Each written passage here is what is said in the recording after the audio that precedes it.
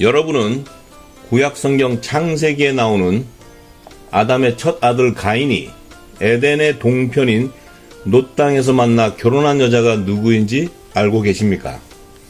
오랜 세월 동안 수많은 성경학자들이 그 문제를 신학적으로 해석하고자 연구해왔지만 성경적으로 정확히 해석할 수 있는 실마리를 지금까지 찾지 못한 결과로 가인의 아내가 인류 기원으로 창조한 아담의 자손이라는 주장하는 학설과 아담 이전 시대에 존재한 사람들의 자손으로 주장하는 학설이 등장하게 되었죠.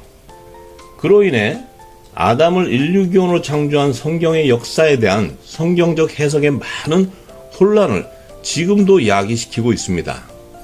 그 영향으로 인류 조상의 기원이 기록되어 있는 창세기 말씀이 신화나 설화로 전락하게 되었던 원인이 되었죠.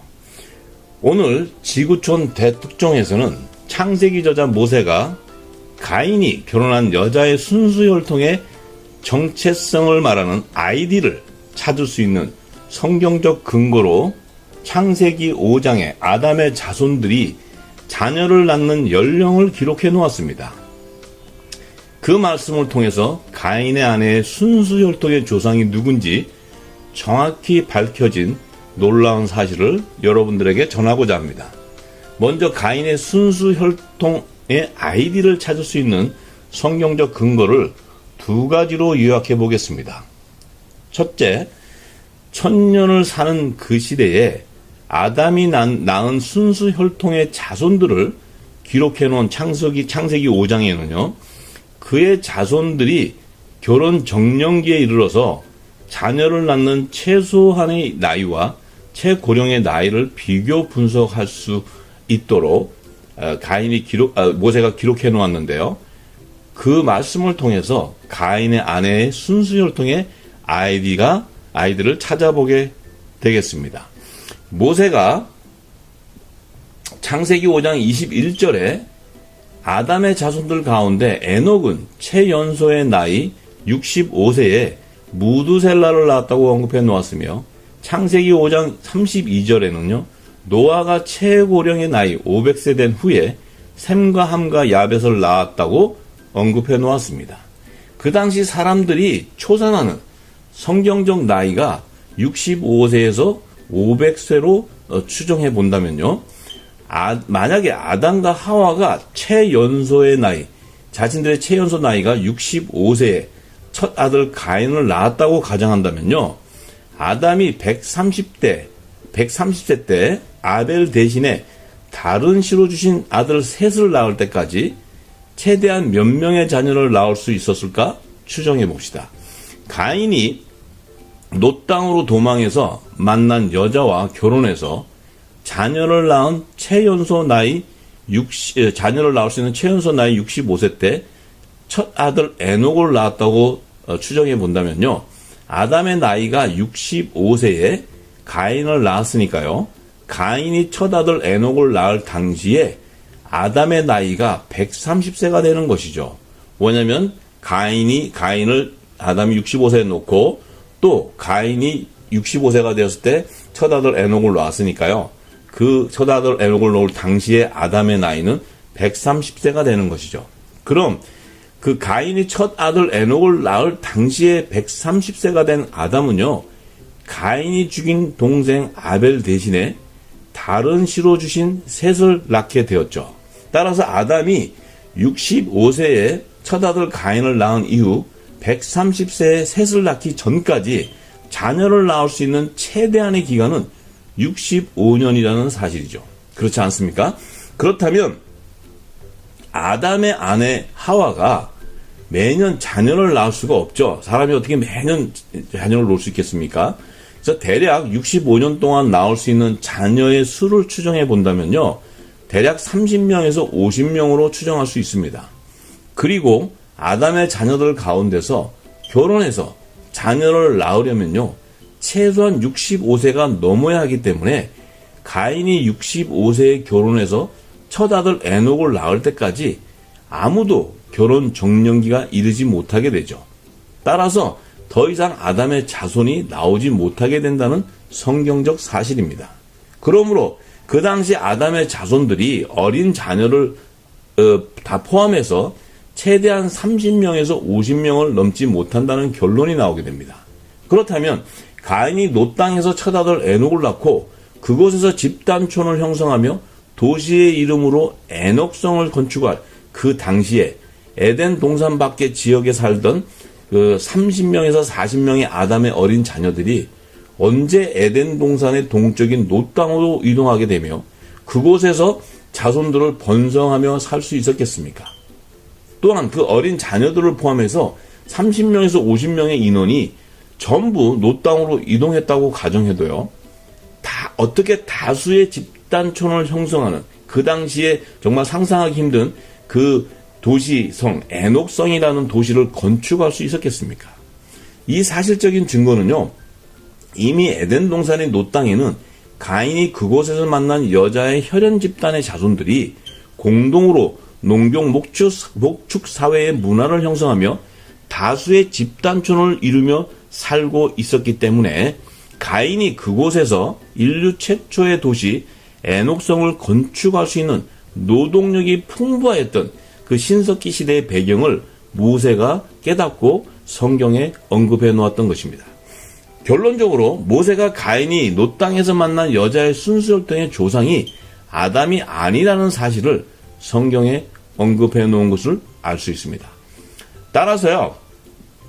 그런데 지금 현대 성경을 연구하는 많은 그 현대 성경학자들이 신학적으로 가인이 그곳에서 만나서 결혼한 여자가 아담의 자손이라고 주장하고 있습니다. 그러나 모세가 창세기 5장에 아담의 순수혈통의 자손들이 자녀를 낳는 나이를 기록해 놓은 말씀을 통해서 가인의 아내의 순수혈통이 아담의 자손이 아니라는 사실이 새롭게 밝혀짐에 따라 이들이 주장하는 학설은 성경적인 해석이 아니라는 사실을 알 수 있습니다. 두 번째로요. 가인의 아내가 살던 에덴 동산의 노 땅은 어느 곳이며 그 여자의 조상은 누구일까 하는 중요한 문제의 답을 성경의 말씀에서 찾아보겠습니다. 모세가 가인이 여호와의 앞을 떠나 나가 에덴 동편 노 땅에 거하면서 그곳에서 만난 여자와 결혼해서 첫 아들 에녹을 낳았다고 창세기 4장 16절에서 17절에 언급해 놓았습니다. 에덴 동산의 노 땅이라는 곳은 어딜까요?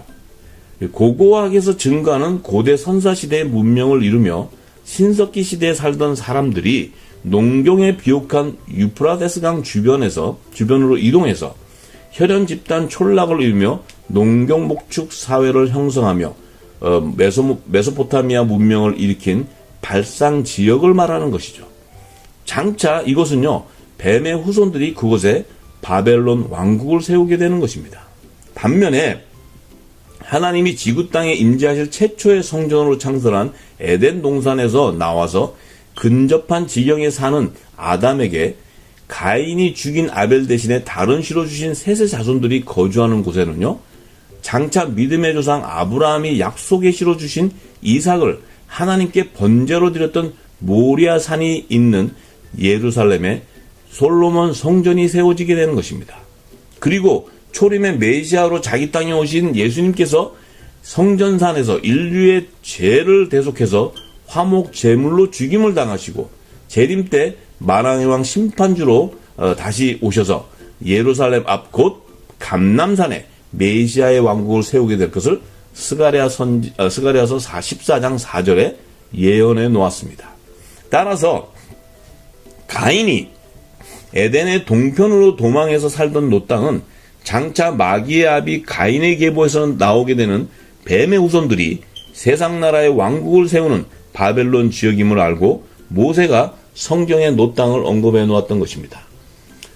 모세가 40세까지요 이집트 왕국에서 왕족의 교육을 받을 때 고대 이집트 문명의 문헌들에 기록된 고대 선사시대 인류 문명의 역사에 대한 해박한 지식을 습득하였기 때문에 그가 창세기를 기록할 때 창조주 하나님의 구속사역으로 여자의 후손과 뱀의 후손을 예비하기 위해 지구가 창조되던 셋째 날과 여섯째 날에 두 부류의 인류 조상으로 아담과 고대 선사시대의 인류 네피림을 창조한 사실을 밝혀주고자 그들을 지을 당시의 지구 환경의 연대 시기를 창세기 1장과 2장에 다르게 기록해 놓았던 것입니다. 지구촌 대특종 1편에 자세히 설명해 놓았습니다. 참조하시기 바랍니다. 이 사실적인 증거를 통해 신석기 시대에 에덴 동편인 노 땅에 살던 여자의 순수혈통의 조상이 여섯째 날에 혼의 생명이 없는 남자와 여자로 지은 고대 선사 시대의 조상 네피림이라는 사실이죠. 따라서 마귀의 아비 살인자 가인이 노 땅으로 도망해서 그곳에서 네피림의 순수혈통의 여자를 만나서 짐승의 씨로 예비해 놓은 뱀의 후손들이 신석기 시대에 출현하게 되는 것입니다. 따라서 아담의 조상이 아담 이전 시대에 존재한 사람이라고 주장하는 학설은 성경적인 해석이라 할 수 없습니다. 이미 아담은 지구 땅이 창조되던 셋째 날에 어떤 생명체도 생존할 수 없는 지구 환경의 시기에요. 혼의 생명이 살아나는 생명이 되는 인류 기원의 첫사람을 지으시고 최초의 성전으로 창설한 에덴 동산에서 살게 하셨죠. 그리고 여섯째 날에 사람과 모든 생명체들이 생존할 수 있는 지구 환경의 시기에 마지막으로 남자와 여자를 짐승 같은 사람 네피림으로 창조하셔서 그의 자손들을 통해서 고대 선사시대의 문명을 이루게 하시고 기원전 6500년경 신석기 시대 혈연 집단의 촌락을 이루며 농경 목축사회의 혁명을 일으키며 살게 하셨죠.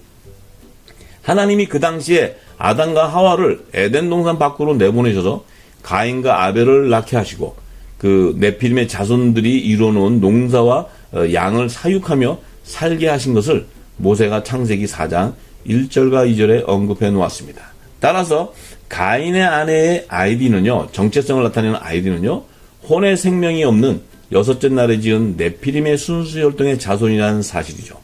이 사실적인 증거는요, 신석기 시대에 가인이 살던 에덴 동산 지역에서 가인이 만나면 죽이려는 사람들의 조상과 가인이 그들을 피해서 도망간 노 땅에서 만나서 결혼한 여자의 조상이 동일한 여섯째 날에 고대 인류의 조상으로 지은 짐승과 같은 사람 네피림이라는 사실을 입증하는 것입니다.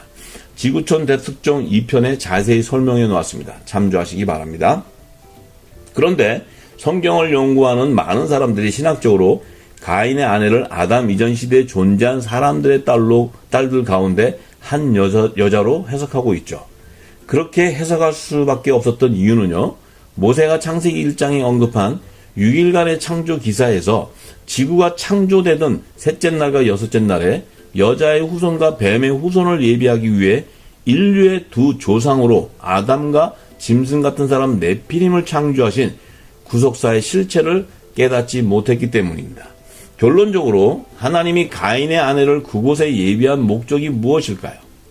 하나님이 가인의 계보에서 뱀의 후손들을 낳는 여자를 아담의 자손에서 예비하지 않으시고 짐승 같은 사람 네피림의 자손에서 취하기 위해 에덴 동편의 노 땅으로 가인을 도망가게 하셨습니다. 그리고 이미 그곳에서 농경 목축 사회를 형성하며 혈연 집단으로 촌락을 이루며 살던 네피림의 순수 혈통의 여자를 만나게 해서 결혼하게 하신 것을 알 수 있습니다.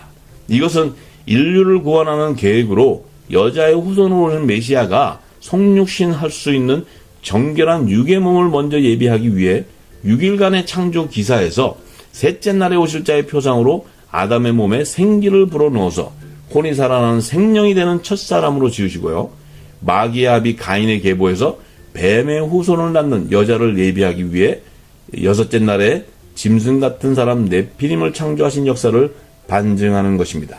메시아로 오신 예수님께서 처음부터 동생 아벨을 살인한 가인이 거짓의 아비요 뱀의 후손들인 마귀의 아비라고 요한복음 8장 44절에 언급해 놓으셨습니다. 현대 고고학에서 연구하고 있는 인류 기원의 역사에 대해 하나님이 모세를 통해 에덴 동산 지역에서 가인을 죽이려는 사람들의 조상과 동일한 사람들이 에덴의 동편인 노 땅에서 다른 부족으로 집단을 형성하며 살고 있었음을 이미 성경에 기록해 놓았죠. 이는 앞으로 성경과 과학이 일치하는 고대 선사 시대에 살던 원시 인류 네피림의 자손들이 지구 환경의 변화에 따라 여러 지역으로 이동하며 노 땅에 분포하고 있던 고대 인류 역사를 연구할 수 있는 중요한 학술 자료가 될 것입니다. 다음 시간에 지구촌 대특종 5편에서 가인과 아벨이 하나님께 첫 제사로 드리는 제물에 나타나는 그 시대의 문화와 연관된 종교의 형태를 통해 다른 시로 주신 셋의 계보와 마귀 자녀 아비 가인의 계보에서 선과 악의 DNA 유전자를 가진 여자의 후손들과 뱀의 후손들이 노아 홍수 이전 시대에 세우는 구원의 제사를 하나님께 드리는 이 땅의 제단과 풍요신에게 제사하는 지구라트 신전의 실체가 명확히 밝혀지게 될 것입니다.